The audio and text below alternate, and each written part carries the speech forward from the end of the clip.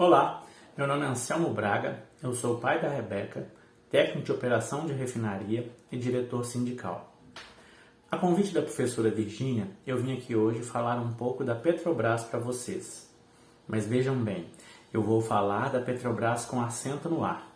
No final eu explico o porquê.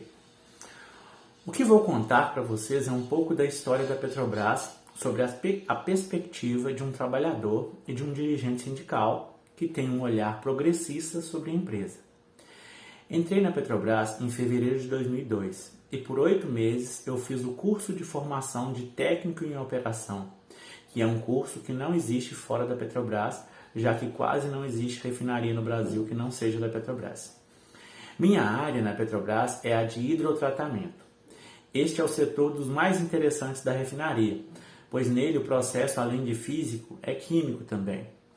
Vou explicar resumidamente um pouco do processo para vocês. Recebemos o petróleo, vindo do Rio de Janeiro, através de um oleoduto, e ao chegar na refinaria, ele é aquecido e refinado, primeiramente num processo de destilação. Para quem não se lembra, na destilação, os produtos são separados de acordo com seu ponto de evaporação e condensação. No meu setor, recebemos o diesel destilado e tiramos dele o enxofre, que é um poluente indesejado. Temos alguns reatores por onde passamos esse óleo diesel muito quente, cerca de 750 graus. E com uma injeção de hidrogênio, a reação acontece e o enxofre se separa do diesel. Depois enviamos esse gás de enxofre para uma outra unidade que o transforma em enxofre líquido e sólido.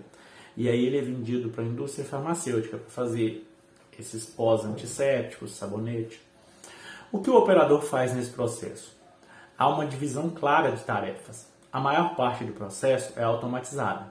Então, um grupo de operadores permanece na área para realizar amostras e, eventualmente, realizar uma ou outra tarefa que não seja automatizada. O outro grupo fica na frente dos computadores e é responsável por comandar esses que estão na área e por ajustar o processo nesses computadores.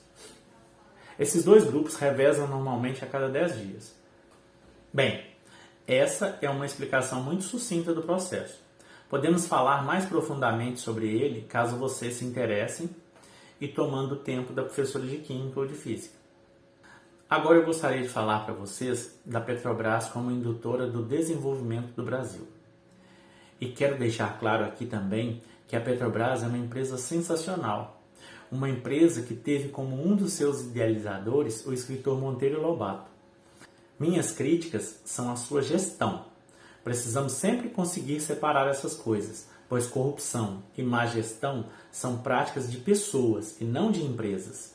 Precisamos sempre defender a Petrobras, mas sem abrir mão de criticar a sua gestão.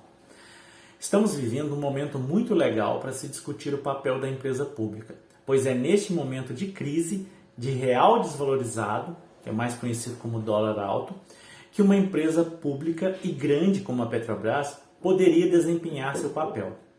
A Petrobras poderia hoje, como no passado, fazer investimentos que gerassem empregos, como a construção de navios e plataformas no Brasil. Isso foi feito nos anos 2000, inclusive comprando a maioria dos equipamentos necessários da indústria brasileira. Para se ter uma ideia da importância da Petrobras pública e integrada, eu vou contar para vocês uma história muito interessante. Vocês sabiam que o Brasil, apesar de ser o primeiro ou segundo maior produtor de alimentos do mundo, ele não é autossuficiente em fertilizantes? Ou seja, nós dependemos da boa vontade do resto do mundo para produzir nossos alimentos. Pois bem, no passado, o governo resolveu mudar isso.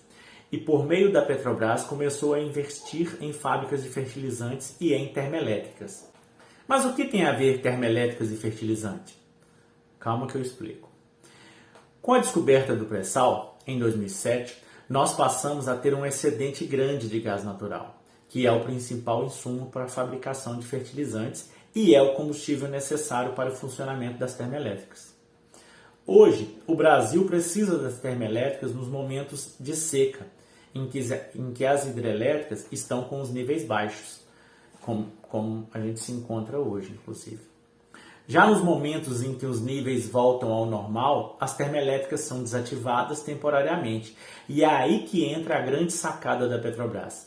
Neste momento, onde o consumo de gás natural se reduz drasticamente, iríamos produzir fertilizantes com esse excedente, nos tornando autossuficientes em pouco tempo, pois estávamos construindo 2 novas fábricas, uma em Três Lagoas e uma seria construída aqui em Uberaba, pertinho de nós. Isso seria uma jogada genial, pois o gás natural não é economicamente estocável, mas o fertilizante sim. Então, nesse momento de excedente do gás, nós o estocaríamos em forma de fertilizante. Acontece que, se considerarmos o preço desse gás nos baseando no mercado internacional, o nosso fertilizante custaria mais caro que o fertilizante importado do resto do mundo. E é essa conta errada que a Petrobras, a gestão da Petrobras, que fique claro, passou a fazer desde 2016, quando ela deixou de ser gerida como uma empresa pública e passou a ser administrada apenas voltada ao lucro de seus acionistas. Vejam que não faz sentido essa conta, já que esse gás natural seria queimado quando as termoelétricas estiverem paradas. Ocorre que tudo isso que eu falei só funciona se a Petrobras continuar a ser uma empresa integrada. Isso não funciona se as termoelétricas e fábricas de fertilizantes não forem da Petrobras. E é exatamente isso que está acontecendo nesse momento. A gestão da Petrobras interrompeu o funcionamento de 2 de suas fábricas de fertilizantes e as colocou à venda.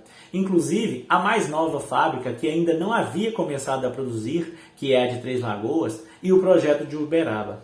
E as termoelétricas? Também estão à venda. Só para vocês terem uma ideia, nós temos 2 aqui em Minas Gerais. Uma em Ibirité, do lado da refinaria, e outra em Juiz de Fora.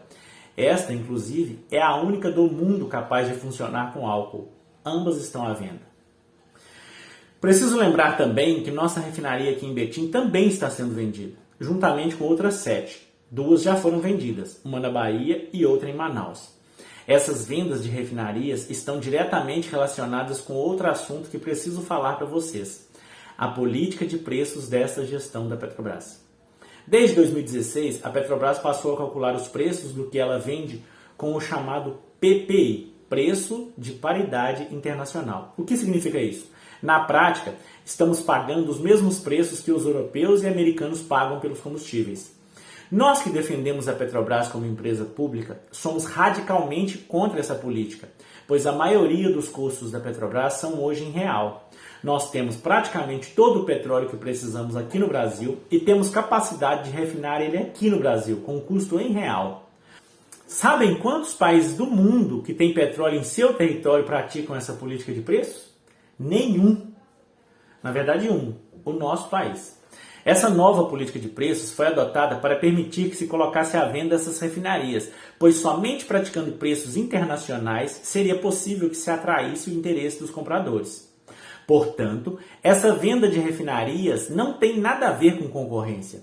Aqui em Minas, por exemplo, nós temos apenas a refinaria Gabriel Passos, e quem a comprar não terá concorrente e poderá praticar o preço que bem entender, partindo da referência que existe hoje, que são os preços internacionais. O que foi feito então, na verdade, foi um nivelamento dos preços por cima. Mas, Anselmo, a Petrobras tem ações na bolsa e precisa dar lucro. A Petrobras conseguia obter lucros enormes, mesmo quando não oscilava seus preços com a variação internacional. Façam uma pesquisa sobre os lucros da Petrobras nos anos em que ela não praticava essa política de preço. Para encerrar, preciso novamente dizer a vocês que essa é uma história contada através da ótica de quem defende o papel público de uma estatal, de uma pessoa progressista. Por isso, escrevemos Petrobras com acento, pois esse acento foi retirado da Petrobras no momento em que ela estava sendo preparada para ser privatizada. Foi com a intenção de internacionalizar o nome. Escolhemos manter esse acento como símbolo de nossa defesa da empresa como empresa brasileira e pública. Há, obviamente, outras visões sobre esse mesmo tema. Espero que vocês se posicionem a respeito disso, pois estamos vivendo um momento decisivo de nossa história. Mas não se posicionem baseados apenas no que eu disse. Pesquisem sobre o assunto, leiam e discutam juntos. Muito obrigado.